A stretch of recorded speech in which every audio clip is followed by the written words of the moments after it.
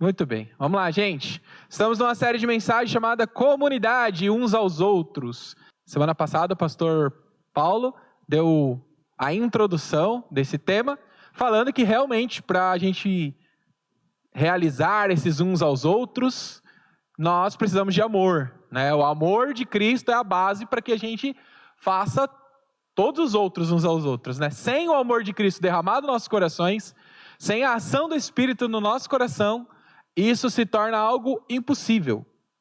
Vou repetir. Sem a ação do Espírito Santo, sem o derramar do amor de Deus no nosso coração, os uns aos outros se tornaria algo impossível.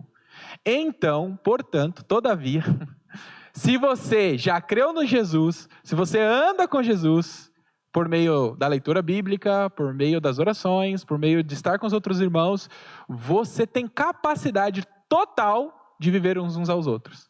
Então não há desculpa, não tem como. Ah não, mas fulano de tal é tão difícil. É esse daí. E saber que Jesus nos amou, nos ajuda a fazer o quê? Amar o outro, porque você sabe quem é você. Você sabe como que é o seu coração. Você sabe quão terrível é você. E se não fosse a ação e a graça de Deus em mim e em você, jamais a gente conseguiria alcançar Jesus Cristo. Ok? Amém ou não? Tá todo mundo acordado? Tá frio, mas acorda, viu? Vamos lá. Deixa eu fazer uma pergunta para vocês. Nesses últimos meses você orou? Leu a Bíblia? Ou sentou à mesa com alguém ou com algum irmão que você tem divergências profundas? Você falou sim antes de eu terminar. Mas você já orou, leu a Bíblia ou sentou à mesa com alguém que você tem profunda divergência? Sabe o que é divergência? Aqui, alguns assuntos não são muito familiares, né? A gente não concorda muito. Mas você já sentou com essa pessoa, já orou, já leu a Bíblia, já conseguiu comer sem, vou te pegar pelo pescoço. Conseguiu fazer isso? Amém. Que bom para você. Se tá todo mundo aqui que saiu vivo, né? Se você conseguiu fazer isso, saiu vivo desse momento difícil, né? Estou falando isso porque desde os primórdios da igreja, sempre houve divergências, sempre houve treta no meio da igreja, sempre. Tá? Desde que mundo é mundo, desde que igreja é igreja, sempre houve treta, e isso acho que não vai mudar. Antigamente, há não muito tempo atrás, as brigas teológicas eram muito legais. Tinha tretas chamadas de calvinismo versus arminianismo. Calvinismo era uma vertente que fala, não, nós somos eleitos e Deus já elegeu as pessoas para salvação e só aqueles que vão crer em Jesus são os eleitos. E os arminianos vão falar, não, Deus amou todo mundo e qualquer pessoa tem condição de chegar até Deus. E era umas tretas muito bacanas, né? A gente brigava ali no seminário com alguns dos irmãos, eram umas tretas muito bacanas. No final das contas, a gente sentava, tomava café junto e abraçava e estava tudo legal. Né? Tinha outras tretas também do aliancismo contra o dispensacionalismo, os dicotomistas versus os tricotomistas, são termos aí da teologia. Mas havia essas tretas, mas no final a gente sempre se abraçava, conversava e estava tudo bem.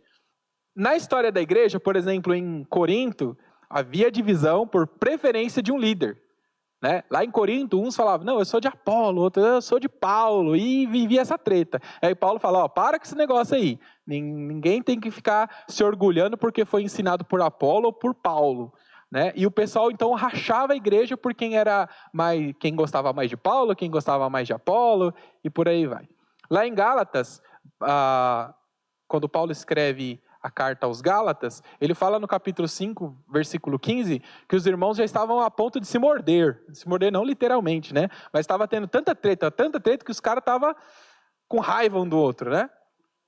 Em Éfeso e em Colossos, Paulo ficava lembrando sempre, constantemente, os irmãos que eles deviam viver em união. Você vai ver isso lá em Efésios 4, de 1 a 3 e Colossenses 2, 1 e 2. E também em Filipenses, e a gente sente que essa carta aos Filipenses parece que Paulo escreveu com um propósito, né? Falar, ô Evódia, ô Sintique, para de tretar que vocês estão rachando a igreja. É aquela carta bem direcionada. Então tinha duas irmãs lá que estavam tretadas lá e estavam rachando a igreja por causa da treta delas. Mas hoje, nos dias atuais, as tretas não têm sido por discussões teológicas ou por algum desafeto, pelo menos não aqui. E acho que essa também não tem sido o nosso problema, mas a gente deve falar sobre isso, porque na igreja brasileira, o problema hoje é a política. A polarização política tem afastado os irmãos uns dos outros. Tem feito com que muitos se esqueçam que nós somos servos de Jesus, e não de um partido político, e não de uma ideologia política. Hoje o Fernando foi ler um texto, né, que começa assim: Paulo, apóstolo de Jesus Cristo. Eu falei, não, apóstolo do B, apóstolo do L. Não, nós não somos seguidores nem do L e nem do B, nem do Messias e nem do Anticristo. Desculpa.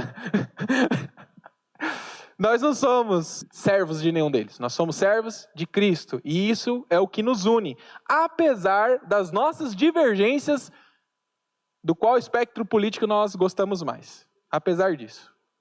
Foi aí me dada a tarefa de usar o texto de Romanos capítulo 15, versículo 7. Põe aí pra gente, e a gente vai ler a uma só voz o que está escrito em Romanos 15, 7. Vamos lá? Todo mundo numa só voz? Portanto, aceitem-se uns aos outros, da mesma forma que Cristo os aceitou, a fim de que vocês glorifiquem a Deus. Amém. Pai, que o Senhor nos ajude a entender esse texto, o contexto, e que a gente consiga aplicar no nosso coração, Deus. Em nome de Jesus. Amém. Irmãos, o que está acontecendo aqui é que, mais uma vez, estava tendo treta na igreja. Mais uma vez, treta em Roma. O pessoal falava fogo em Roma, né? Tinha fogo em Roma. Agora na internet fala fogo no parquinho. É quando tem treta, né? Na internet o pessoal fala que é fogo no parquinho. Mas estava tendo treta em Roma. Qual que era a treta? Tinha duas situações. A primeira é que tinham irmãos que já amadurecidos comiam de todo tipo de carne. Carne, qualquer uma. Não importa se o Zezinho lá da esquina vendia carne sacrificada ao ídolo. Não importa. Ele orava, dava ação de graças e mandava ver. Podia comer picanha, linguiça, come tudo. Não tinha problema nenhum. O cara já maduro na fé já entendia que a carne em si mesma não tinha problema nenhum. Ok? E também tinha o problema da guarda de dias. Tinha uns que guardavam um dia, outros queriam guardar outro dia. E Paulo vai falar, irmãos, todos os dias são do Senhor. Mas, todavia, entretanto, que o irmão que é forte, que é maduro, não julgue o irmão que é mais fraco, que ainda vive guardando tal dia, ou o irmão que faz algum tipo de restrição alimentar. Então havia essa treta. Os que eram maduros na fé, Paulo chamou de fortes. Esses são fortes na fé. E que deveriam, então, ensinar os outros que são fracos na fé, ensiná-los a que eles não poderiam e nem precisariam julgar o irmão que é forte. E ele vai falar que o irmão forte tinha que pegar o irmão mais fraco e ensinar ele, edificar ele, para que ele também se torne um forte. Então esse é o contexto. Havia também um outro problema, no capítulo 15, depois nos versículos, se eu não me engano, de 10 em diante, ele vai dizer que também tinha um problema com o judeu e o gentio. O judeu parece que não estava muito ainda, mesmo nesse tempo, ainda aceitando muita ideia do gentio lá com ele, né, do romano, do grego, dos atenienses, enfim, de todas as outras nações, servindo junto com os judeus. E aí Paulo então os exorta, dizendo que a ideia de Deus, desde o começo, era fazer com que gentios e judeus formassem a igreja. Então essa é a situação que está envolvida aí no contexto. A exortação de Paulo é que tanto judeus quanto gentios vivessem em unidade. E para que isso fosse possível, era necessário que buscassem o benefício do outro. O forte sempre vai buscar o benefício do outro, abrindo mão de si mesmo, servindo o outro, considerando os argumentos do outro e a vida do outro também. O nosso abrir mão de questões secundárias, que Paulo está tratando aqui, deve ter por propósito, em primeiro lugar, crescimento espiritual do outro, em segundo lugar, deve levar à unidade, e em terceiro lugar, isso deve levar a glorificar a Deus. Então esse é o propósito, desde o capítulo 14 até o final do capítulo 15, é o propósito de Paulo aqui em Romanos. E aí então a gente chega no texto que nós temos aqui, que é o texto de Romanos 15, versículo 7. E eu queria dividir esse texto em 3 partes. Então eu já expliquei o que está para trás do portanto, então é essa conclusão, já que não preciso julgar o meu irmão que é mais fraco, por causa de restrição alimentar ou por causa da escolha dele de dias de adoração, e que o irmão fraco tem que buscar entendimento e edificação por meio do irmão mais forte. Então, portanto, já que isso é assim, aceitem-se uns aos outros. Aí há uma ordem. Então, a primeira divisão que nós temos é essa ordem. Há uma ordem do apóstolo Paulo dizendo, aceitem-se uns aos outros. Depois, a segunda parte, ele vai dizer, da mesma forma com que Cristo os aceitou. Aí é um exemplo. Então, a primeira parte é ordem, aceitem-se uns aos outros. Segunda parte é o exemplo, da mesma forma com que Cristo os aceitou. E o terceiro é o propósito. Está bem divididinho, está fácil de ver, né? Então, aceitem-se uns aos outros, até a vírgula, é a ordem. Depois dessa primeira vírgula até a segunda vírgula, da mesma forma com que Cristo os aceitou, é o exemplo. E da segunda vírgula até o final, a fim de que vocês glorifiquem a Deus, é o propósito, ok? Vamos seguir essa ordem, essa divisão, e a gente vai aprender algumas coisas. Primeira coisa, então, dentro da ordem, é o acolhei-vos uns aos outros. Eu escolhi a palavra acolher, não está aí, está aceitem-se, mas a palavra acolher está nas versões mais antigas, então eu escolhi a palavra acolher, porque também é o que está dentro do nosso escopo lá, do que a gente vai pregar durante esses últimos dias. Então eu escolhi a palavra acolhei-vos. O que diz o dicionário sobre a palavra acolhei-vos? Nosso dicionário diz que é oferecer ou obter um refúgio. Pode ter o significado também de dar proteção, conforto. Abrigar alguém, amparar alguém, dar ou receber hospitalidade, hospedar, alojar alguém. Então tem esse significado no nosso dicionário. Tendo esse significado no dicionário, a primeira imagem que eu acho que nós criamos na nossa cabeça é alguém que está do lado de fora, está, sei lá, na chuva ou no sol, ela precisa ser abrigada desses problemas. Essa é a primeira imagem. E lá na aba, que é a missão onde a gente trabalha, a palavra acolhimento é muito comum para nós, né? É muito vívida, porque nós, a todo momento, estamos acolhendo pessoas, né? Acredito que na casa do vovô seja assim também, acolhem-se ali os idosos para que eles tenham cuidado de outras pessoas em favor deles. Então, essa é a primeira imagem que nós temos aí, né? Esse exemplo, acho que é a imagem que nós mais temos na nossa mente. Mas a palavra acolhei-vos, no original bíblico, que todo mundo sabe que foi escrito em grego, ela vai um pouquinho mais profundo, vai um pouco mais além. A palavra acolhei-vos no grego pode ser tomar para si, é você pegar alguém e falar, agora você me pertence, e eu lhe pertenço. É tomar como companheiro, é colocar do lado e falar, nós vamos trilhar essa trilha juntos. Como os antigos dizem, né? Vamos palmilhar. Alguém lembra dessa expressão? Não, só eu mesmo. Meu Deus, nem o Fernando que é mais velho que eu. Jesus, vamos palmilhar essa estrada. Nossa, vamos palmilhar. É isso. Pode significar acolher em amizade, em relação. Você acolhe alguém para ser seu amigo. Também pode significar, e aqui eu acho que vai mais fundo ainda, conceder acesso ao coração. É difícil você conceder. Você não concede o acesso ao seu coração a qualquer pessoa. É muito difícil. Esse aprofundamento, irmãos, que a palavra traz, ela está em conexão com o exemplo. Porque ele vai falar, acolhei-vos. Vocês têm que acolher, é uma ordem, não é uma possibilidade. O exemplo que é colocado ali é o exemplo de Cristo. E nós temos dito que a todo momento, quando há uma ordem num texto, e há um exemplo seguido, e esse exemplo é Cristo, a régua é colocada lá em cima, né? É difícil de alcançar. Porque como é que a gente vai dar acesso ao coração à pessoa tendo exemplo Cristo? Porque Cristo nos deu acesso ao seu coração. Nós hoje temos revelação sobre quem é Cristo e quem é Deus por causa de Jesus. E eu pergunto, por que essa régua é colocada lá em cima? Acho que em primeiro lugar, por que Deus coloca Jesus sempre como um grande exemplo para nós? É para nos humilhar. É para nos humilhar. Por quê? Porque quando nós queremos que alguém faça algo por nós, a gente olha para nós mesmos e fala assim, mas eu acho que eu também não sou tão digno assim, né? quando coloca Jesus como um exemplo e fala assim, mas, é muito difícil alcançar isso. Fazer igual Jesus fez é muito difícil. Isso também gera, em segundo lugar, dependência dele. Então, em primeiro lugar, para nos humilhar. Em segundo lugar, é para gerar dependência dele. Você lembra que eu falei no começo que viver uns aos outros só é possível por causa do Espírito Santo? Então, quando alguém vive em dependência do Espírito Santo, o coração se abre. E a gente então consegue abrigar pessoas em nosso coração.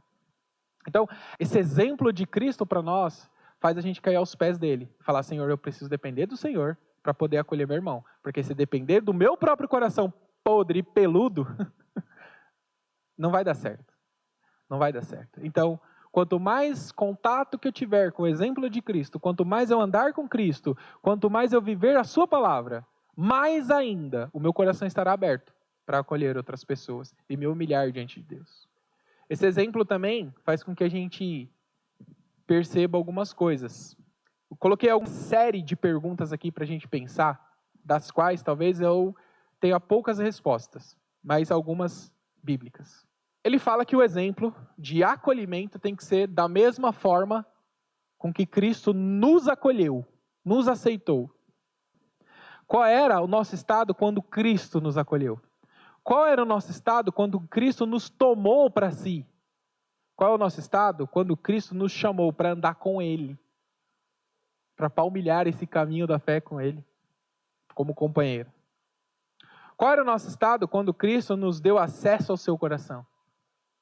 Qual era o nosso estado quando Cristo nos acolheu em amizade e relação íntima com Ele? Qual era o nosso estado? Põe aí Romanos 5, e aí Romanos 5 vai fazer um raio-x de como nós éramos quando Cristo nos acolheu. E ele vai mostrar que o diagnóstico, depois desse raio-x, não era muito bom, não. Vamos lá, Romanos 5. Vamos ler os versículos 6, 7, 8 e 10. Romanos 5, 6, 7, 8 e 10. Versículo 6 diz assim, em verdade, no devido tempo, quando ainda éramos fracos. Uau! Paulo usa essa mesma palavra para falar assim, vocês que são fortes, acolham os fracos. Olha, e o exemplo bate. Em verdade, no devido tempo, quando ainda éramos fracos, o que Cristo fez? Morreu por todos os ímpios. Nós éramos fracos e ímpios. Versículo 7.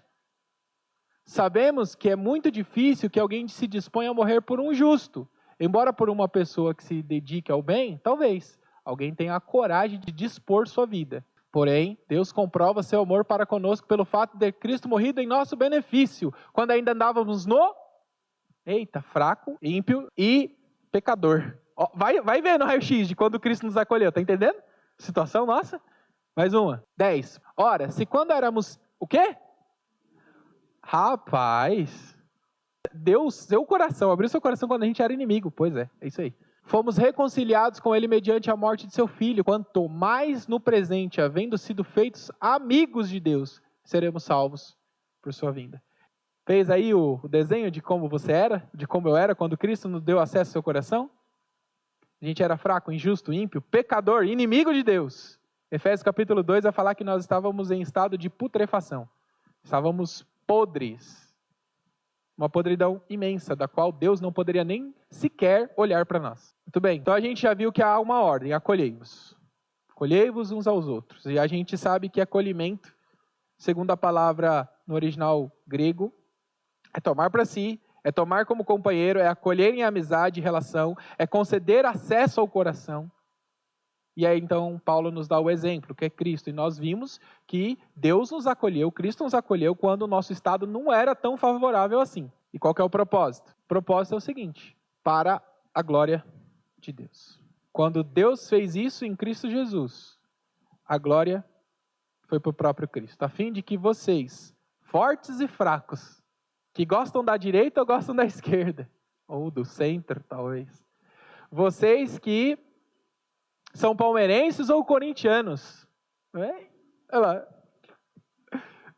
Argentinos e brasileiros, fracos e fortes, juntos vão glorificar a Deus. E é incrível isso, porque de fato uma igreja que vive unidade, independentemente da sua diversidade, ela glorifica a Deus. Entendeu? Uma igreja que está em unidade, apesar da sua diversidade, da sua diferença do que gosta, se de time ou de política, mas quando estão em Cristo, sentados à mesa juntos, glorificam a Deus. Quando acolhemos uns aos outros como Cristo nos acolheu, fazemos missões. Quando nós vivemos uns aos outros, apesar das nossas diferenças, apesar das nossas intensas divergências, nós fazemos missões. Sabe por quê? Olha lá o que diz João 17, 22 e 23. João, Evangelho de João, Jesus orando por nós, sem nós ainda estarmos aqui. 17, 22 a 23. Ali a oração de Jesus. Antes de ir para o Calvário, Jesus fez essa oração e se lembrou de nós. João 17, 22 a 23. Eu lhes tenho transferido a glória que me tens dado, para que sejam um, como nós somos um.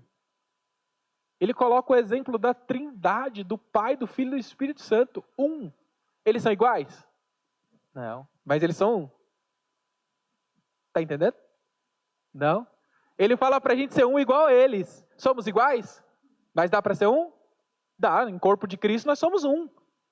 Em Cristo, sentados à mesa juntos, apesar das nossas divergências, apesar das nossas incoerências muitas vezes no que nós falamos, em Cristo nós somos um. Não há branco, não há negro, não há corintiano, não há palmeirense, não há de esquerda, não há de direita. Em Cristo nós somos um. Eu neles e tu em mim, a fim de que sejam aperfeiçoados na unidade. Há unidade perfeita entre nós ainda hoje? Falando do nosso estado humano? Não. Mas quem vai aperfeiçoando? Jesus. Para que o mundo conheça que tu me enviaste e os amaste, como também amaste a mim. Então, quando nós, sendo aperfeiçoados em unidade, e amamos uns aos outros, apesar de quem nós somos, as pessoas lá de fora falam, nossa, uau, como é que subsiste até hoje a igreja? Maria é tão diferente do Roberto, Rosângela é tão diferente do Fernando. Como é que eles conseguem amar, sentar à mesa juntos e não arrancar o pescoço um do outro? É porque Cristo está nos aperfeiçoando. Cristo está cuidando de nós. Cristo está tratando o nosso coração. Cristo está nos modificando, nos transformando à sua imagem e semelhança. Isso vai ser possível aqui ainda? Enquanto estamos num corpo pecador? Não, não vai ser. Mas no novo céu e nova terra, seremos unidos, totalmente aperfeiçoados. Amém? Quem gostaria de fazer parte de um time desajustado? Qual o último na tabela agora lá no Brasileirão? Alguém sabe? Quem está acompanhando aí? Juventude, ó, gosta de Brasileirão. Juventude. Esse time aí não é muito legal, não. Mas quem gostaria de fazer parte do que está no primeiro lugar? Hoje é o Palmeiras, no caso, né? Não, né? Se fosse o Corinthians, aí... Se fosse o São Paulo. Mas qual que é a ideia?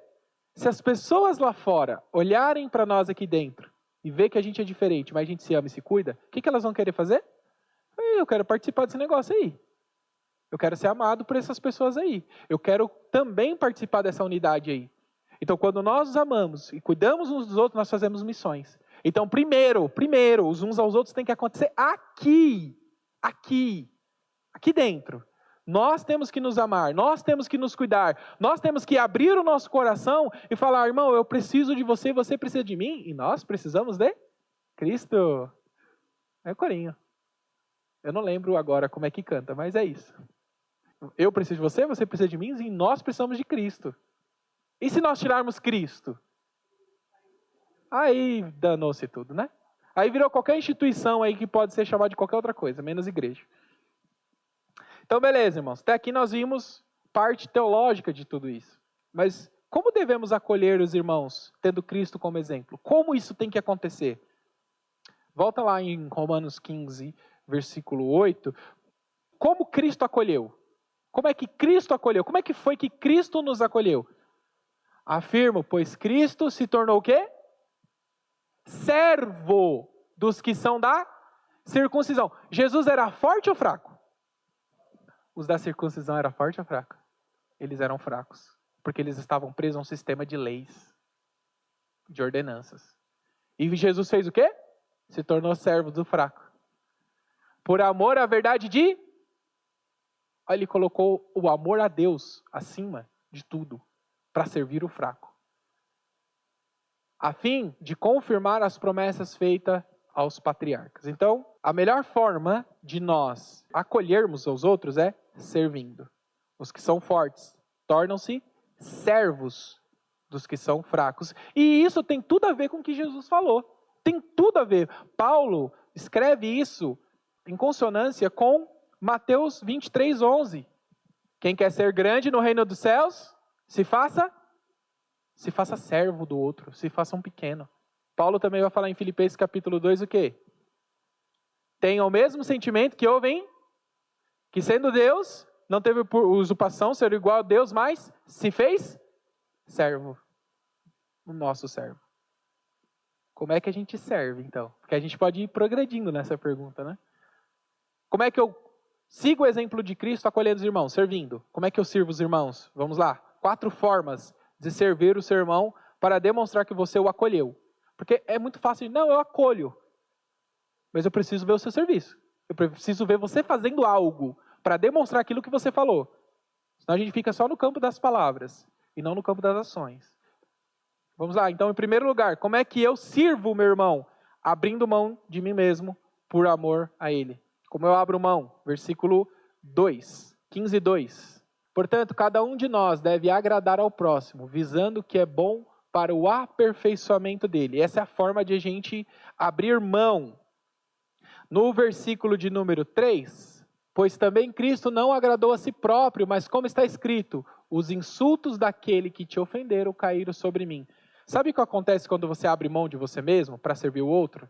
Pode ser que você leve pedrada. É por isso que muitas vezes a gente não quer conceder acesso ao coração, porque a gente tem medo de levar pedrada. Daquele que a gente está servindo. Mas Jesus também levou. É difícil isso para nós, não é? É difícil isso para nós. Mas o exemplo é esse. A gente não pode alterar. O exemplo é, você vai abrir mão de você mesmo. E é possível que abrindo mão de você mesmo para servir o outro, você tome algumas pancadas. Aí é bom você deixar suas costas um pouco mais largas para aguentar. Porque é possível que isso aconteça.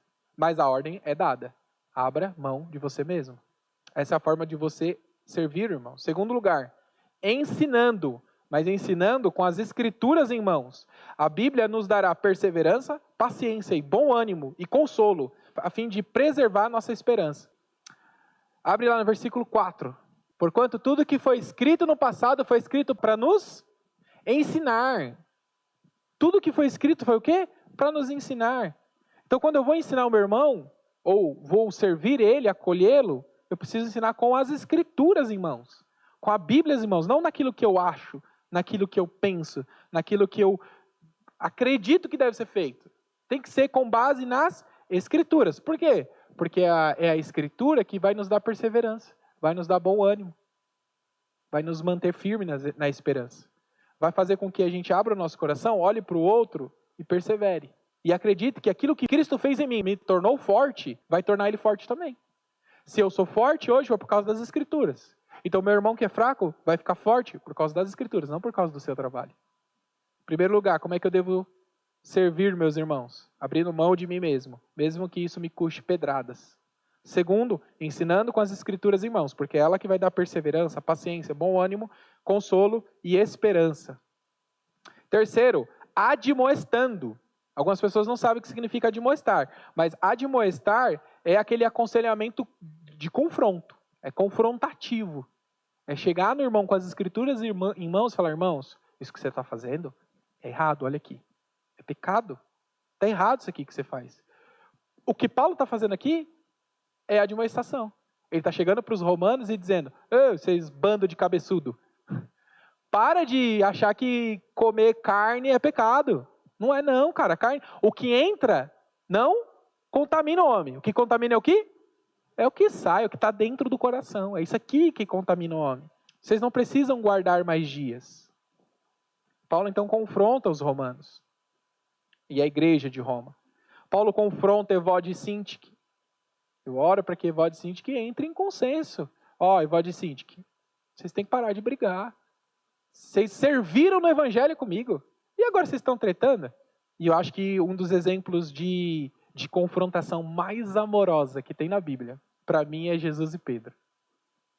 Porque Jesus confronta de uma forma que ele nem precisa falar assim, ô cara, aquilo lá que você fez é pecado. Ele nem precisa falar. Pedro, tu me amas? Fico imaginando Pedro pensando nele negando Cristo, nele sacando da espada, sou eu, bababá! Aí Jesus vai lá e pergunta de novo. Aí Jesus quebra as pernas de Pedro. Aí no final não tem como. Mas veja como que é o tipo de aconselhamento, de confronto, de admoestação que Cristo nos ensina. É um aconselhamento, é uma admoestação que a própria pessoa cai em si e fala, eu sou mal pra caramba mesmo, né, meu? E no final ele fala, Senhor, tu sabes que eu amo. Tu sabes que eu amo. E aí vem a mudança total de Pedro. Porque Pedro deixa de ser aquele homem impulsivo, todo maluco, né? E se torna aquele que vai dizer nas suas cartas, filhinhos, amem uns aos outros. Diferente, né, daquele cara que puxa a espada e sai pulando do barco, né? Diferente, né? Então, como é que eu sirvo, meu irmão? Eu abro mão de mim mesmo que isso me custe algumas pedradas. Eu ensino ele com as escrituras em mãos, não naquilo que eu acho. Eu admoesto em amor. Em quarto lugar, eu compartilho dos meus bens materiais. Ei, Roberto, tá mexendo no bolso, hein? Mexeu no bolso, o negócio começa a ficar complicado. Lembre-se que a gente está falando de um comportamento de uns aos outros dentro da igreja, em primeiro lugar. Eu compartilho dos meus bens materiais com os meus irmãos que estão em necessidade. Olha lá, 15, 25 a 27. Porque Paulo, ele não só fala. Paulo, ele faz. Olha lá, 15, 25. Deixa eu só colocar os irmãos em uma situação. Por causa da fome predita por Ágabo, lá em Atos capítulo 11, Jerusalém passa esse momento de extrema pobreza e fome. Então Paulo sai coletando nas igrejas que já tinham sido plantadas esses mantimentos, esses proventos, tudo que era necessário para que a igreja de Jerusalém fosse acolhida, fosse amada, fosse cuidada, tivesse suas necessidades ali supridas. E aí Paulo então vai falar para os romanos isso também. Nesse momento, todavia, estou rumando para Jerusalém, a serviço dos santos. Ele vai falar qual que é o serviço. Porquanto, pareceu bem às igrejas da Macedônia e da Acaia levantar uma oferta fraternal para os pobres dentre os santos de Jerusalém. 27. Tiveram grande alegria nessa assistência e, de fato, são devedores aos santos de Jerusalém. E está falando que os gentios, que eram tão rejeitados pelos judeus, são devedores aos judeus. E que eles, os gentios, estão levantando oferta para os judeus. Pois, se os gentios participaram das bênçãos espirituais dos judeus, qual é a bênção espiritual que veio do judeu? Jesus, a salvação. Devem igualmente servir os judeus com seus bens materiais. Lembra lá dos judeus gentios? Não gosto muito desses caras aqui vindo para a igreja, não. Agora são eles que estão ajudando o outro que está em necessidade, com seus bens materiais. A gente poderia chegar e falar assim, não, mas fulano lá de tal, fez comigo tal coisa, agora ele está passando, é mão de Deus pesando sobre ele. Vou compartilhar dos meus bens materiais. Se ele está passando necessidade, a gente precisa ajudá-lo. Estou falando de irmãos da igreja, contexto de igreja. Preciso ajudá-los. Porque é assim, eu demonstro que eu o acolhi, servindo com os meus bens materiais. Concluindo, o acolhimento cristão é o meio pelo qual podemos demonstrar o quanto nós nos desapegamos de nós mesmos para servir o outro. Vou repetir, o acolhimento cristão é o meio pelo qual podemos demonstrar o quanto nós nos desapegamos de nós mesmos para servir o outro. Quem está disposto a abrir mão de si mesmo se expõe para o benefício do outro, mesmo que seja necessário levar pedradas. O acolhimento cristão nunca deve ser pautado por nossas próprias percepções, nas coisas que nós achamos que devemos fazermos. Mas com a Bíblia em mãos, devemos aconselhar e confrontar. Em primeiro lugar, nossas próprias falhas, precisamos nos aconselhar e nos confrontar. E em segundo lugar, precisamos aconselhar e confrontar os nossos irmãos, para que em unidade cresçamos, tendo Jesus como parâmetro. O acolhimento cristão sempre estenderá os seus bens materiais, em primeiro lugar, aos da sua própria família. Vou voltar lá ao que o pastor falou no começo. Cuide primeiro quem está passando necessidade dentro da tua casa. Porque se você não acolhe quem está dentro da tua casa, você nega a fé. E em segundo lugar, aqueles irmãos que se encontram em necessidade dentro da igreja. Portanto, quando abrimos mão de nós mesmos, quando ensinamos com a Bíblia em mãos, quando admoestamos e quando compartilhamos os nossos bens materiais, nós batalhamos pela unidade de Cristo e que Cristo seja glorificado. Irmãos, nós aprendemos hoje que para acolher os irmãos é necessário a gente servir. Isso vai demonstrar o tanto que você está acolhendo alguém. Fazendo como? Abrindo mão de si mesmo, ensinando com a Bíblia em mãos, admoestando, confrontando e compartilhando os nossos bens materiais. Isso aqui tem que estar na capa da tua Bíblia. Você tem que escrever isso aqui. Como é que eu sirvo, meu irmão? Eu abro mão de mim mesmo. Eu ensino com as escrituras em mãos. Eu admoesto e eu compartilho dos meus bens materiais. Se nós vivermos isso aqui dentro, a cidade de Itapecerica vai ser impactada.